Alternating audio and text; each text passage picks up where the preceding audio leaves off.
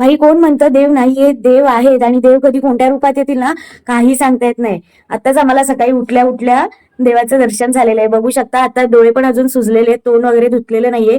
Just आम्ही उठलो आणि माझ्या बहिणीने मला दाखवलं की तिच्या गॅसवर आहे ना छोटी छोटी पावलं उमटली आहेत. तुम्हाला बघायचंय तर बघा, दाखवते. आणि खरंच देव आहे. तर बघा आत्ता श्रावण चालू झालेला आहे आणि आज शनिवार आहे.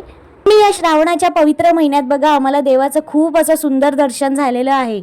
अगदी रोजच्या रुटीन प्रमाणेच ताई इकडे काम करायला आली आणि ताईचं लक्ष ना अचानक गॅसवर पडलेल्या त्या छोट्या छोट्या पावलांवर पडलं. अगदी स्पष्टपणे दिसतील अशी ती पावलं उमटलेली आहेत. तुम्ही पण बघू शकतात पाय आणि पायाची पाचही बोटं इकडे उमटलेली दिसत आहेत.